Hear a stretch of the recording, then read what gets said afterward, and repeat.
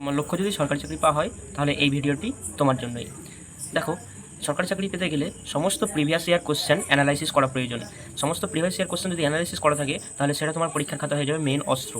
Previous year question এমনই একটা জিনিস যেটা হচ্ছে যে তোমার যদি অ্যানালাইসিস করা থাকে তাহলে বুঝতে পারবে যে সে কোশ্চেনগুলো এক্সামিনাররা কেমনভাবে কোশ্চেন করতে পারে। ভিডিওটি স্কিপ না করে তোমরা শেষ পর্যন্ত সঙ্গে থাকো। আজকের ভিডিওতে আমরা করতে চলেছি কিছু জিকে কোশ্চেন অ্যানালাইসিস, যেগুলি প্রিভিয়াস ইয়ার থেকে নেওয়া হয়েছে। আর প্রিভিয়াস ইয়ার কোশ্চেনগুলি হচ্ছে রেলওয়ে থেকে নেওয়া হয়েছে। এগুলোই রেলওয়ে 2021 এবং 22 এবং 18 এগুলি থেকে নেওয়া হয়েছে। তো প্রথম কোশ্চেন আমাদের, যে কে প্রথম ভারতে আসার সমুদ্রপথ আবিষ্কার করে। দেখো, আমাদের প্রথমে যে কোশ্চেনটা আছে সে খুবই সুন্দর। এটা বারবার আমাদের প্রিভিয়াস ইয়ারে বিভিন্ন ধরনের সরকারি চাকরিতে এসছে। তো এই কোশ্চেনের উত্তর হলো Vasco da Gama. Vasco da Gama কত সালে এসেছিল আমাদের ভারতে? না 1498 সালে এসেছিল। ভাস্কো দা গামা 1498 সালে আমাদের ভারতে এসেছিলেন কালিকট বন্দরে। তো কালিকট বন্দরে আসার আগে তিনি লিপসন দ্বীপ থেকে তিনি যাত্রা আরম্ভ করে এবং দীর্ঘ দুই বছর তিনি সমুদ্র যাত্রা করার পর আমাদের ভারতের কালিকট বন্দরে এসে পৌঁছান। এরপর নেক্সট কোশ্চেন, আমাদের দ্বিতীয় নম্বর কোশ্চেন, ভারতের প্রথম রেল বিশ্ববিদ্যালয় কোথায় অবস্থিত? আমাদের ভারতে প্রথম রেল বিশ্ববিদ্যালয় তৈরি হয়েছিল কোথায়? না, আমাদের ভারতে প্রথম গুজরাটে রেল বিশ্ববিদ্যালয় তৈরি হয়েছিল।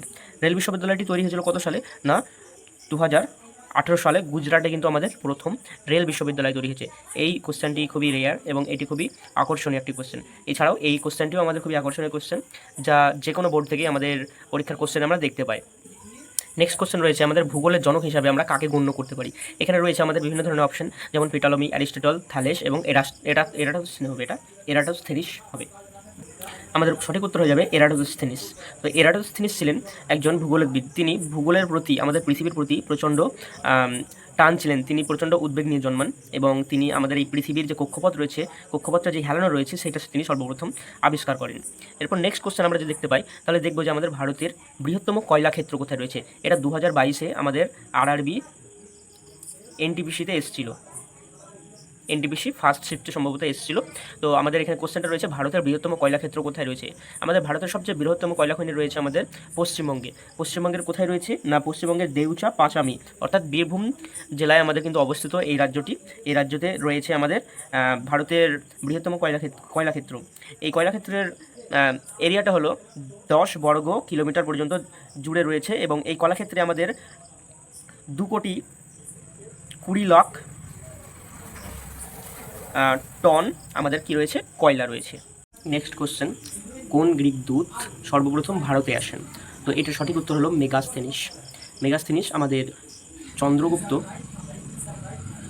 মৌর্যের রাজসভায় এসেছিলেন এবং এই মেগাস্থেনিসের একটি বিখ্যাত গ্রন্থ হচ্ছে ইন্ডিকা। এই মেগাস্থেনিসের লেখা বইটির নাম যেটা রয়েছে ইন্ডিকা, এই কোশ্চেনটাও কিন্তু প্রচুর ইম্পর্টেন্ট কোশ্চেন। এরপর তোমাদের করার জন্য আমি দুটো কোশ্চেন রেখেছি, বাংলার শেষ হিন্দু রাজা কে ছিলেন এবং ভারতের মোগল সাম্রাজ্যের প্রতিষ্ঠা কে করে। এই দুটি ইতিহাসের কোশ্চেন, যেগুলো তোমাদের হোমওয়ার্ক থাকলো এবং এটি তোমরা করে অবশ্যই কমেন্টে জানাবেন। এবং আমাদের এই ভিডিওটা যদি ভালো লাগে তো অবশ্যই সাবস্ক্রাইব করে বেল আইকন প্রেস করে এবং আপনাদের বন্ধুদের কাছে ভিডিওটি শেয়ার করে আমাদের পাশে থাকবেন। আপনাদের একটি লাইক আমাদের প্রচুর উৎসাহ করে তোলে। ধন্যবাদ।